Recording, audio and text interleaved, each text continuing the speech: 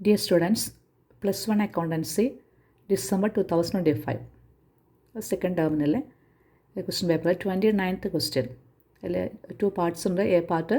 State any two advantages of the subsidiary books.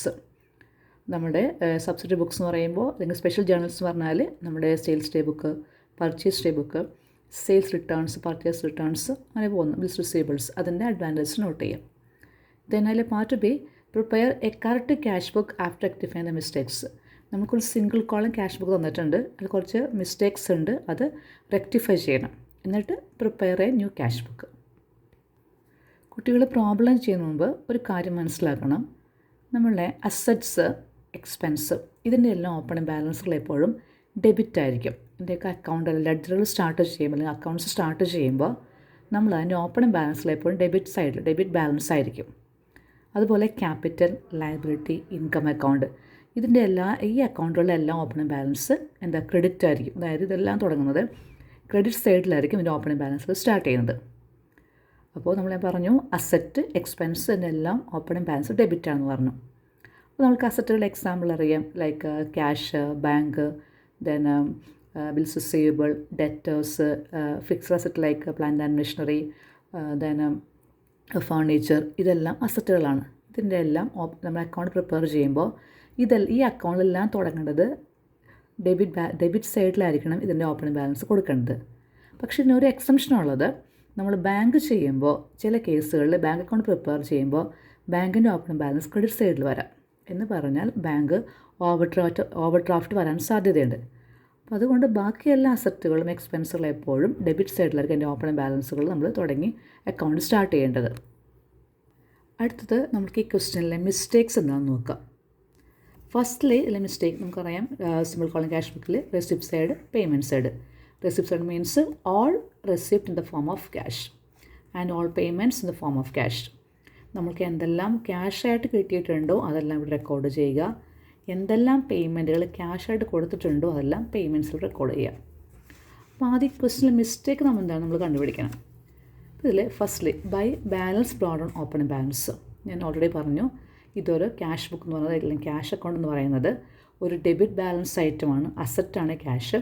അതിൻ്റെ എല്ലാം opening balance വരേണ്ടത് debit സൈഡിലായിരിക്കണം. അപ്പോൾ നമ്മുടെ ഫസ്റ്റ് മിസ്റ്റേക്ക് എന്ന് പറഞ്ഞാൽ ഇതിൻ്റെ ഓപ്പണിംഗ് ബാലൻസ് വന്നിരിക്കുന്നത് ക്രെഡിറ്റ് സൈഡിലാണ്. ഇതാണ് first mistake. Then second one, commission received 2000. നമ്മൾക്കൊരു ഇൻകം കിട്ടിയതാണ് അല്ലേ, പൈസയായിട്ട് ഇൻകം കിട്ടിയത് എവിടെ വരണം കിട്ടിയത്? റെസിപ്റ്റുകൾ വരേണ്ടത് എപ്പോഴും റെസിപ്റ്റ് സൈഡിലാണ്.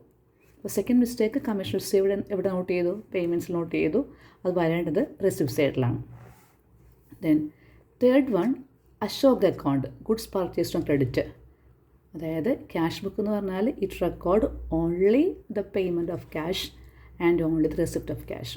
ഇത് ക്രെഡിറ്റ് പർച്ചേസ് ആണ്. ഈ ക്രെഡിറ്റ് പർച്ചേസ് ഇവിടെ റെക്കോർഡ് ചെയ്യേണ്ട ഐറ്റം അല്ല, അല്ലെങ്കിൽ ഈ ഐറ്റം ഇവിടെ റെക്കോർഡ് ചെയ്യാൻ പാടില്ല. ഇത് പോകേണ്ടത് പർച്ചേസ് ഡേ ബുക്കിലാണ് ക്രെഡിറ്റ് പർച്ചേസുകൾ നോട്ട് ചെയ്യേണ്ടത്. Then next receipt side, interest received. അത് കറക്റ്റാണ് ഐറ്റം ചെയ്തേക്കുന്നത്, നമ്മൾ കിട്ടിയതാണ്, ക്യാഷായിട്ട് കിട്ടിയതാണ്, നമ്മൾ റെക്കോർഡ് ചെയ്തു.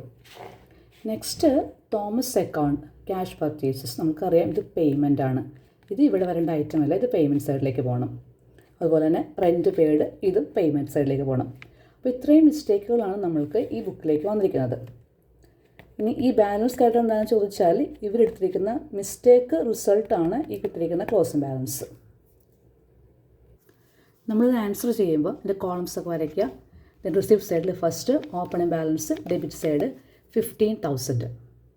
നെക്സ്റ്റ് അടുത്ത റിസിപ്റ്റുകൾ like commission received, interest received. Receipt side items opening balance, commission received, interest received. Next നമുക്ക് ഇനി പേയ്മെൻറ്റ് സൈഡ് ഐറ്റംസ് വരേണ്ടത് cash purchases and next rent paid. Payment side cash purchases 15,000, rent 3,000. അപ്പോൾ ഇത്രയും ഇങ്ങനെയാണ് നമ്മളിത് റീറൈറ്റ് ചെയ്യേണ്ടത്. ഇപ്പോൾ opening balance, commission received, interest received, then payments, cash purchase and rent paid. Next നമ്മളിതിനെ എന്ത് ചെയ്യണം? നമ്മളിതിനെ ബാലൻസ് ചെയ്യണം. ബാലൻസ് ചെയ്യുമ്പോൾ ഇവിടെ total 15, then total 17, 19.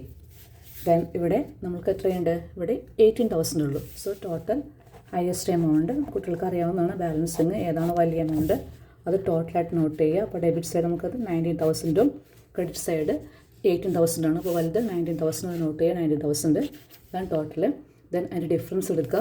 19 minus 18,000 rupees. അത് എന്ത് ചെയ്യുക, എവിടെയാണ് കുറഞ്ഞ സ്ഥലം നമ്മളവിടെ എന്ത് ചെയ്യുന്നതിനെ as balance carry down note ചെയ്യുക. So difference amount 1,000 rupees. അപ്പോൾ എൻ്റെ ആൻസർ എന്ന് പറഞ്ഞാൽ 1,000 റുപ്പീസാണ് എൻ്റെ ക്ലോസിംഗ് ബാലൻസ്. റുപ്പീസ് 1,000.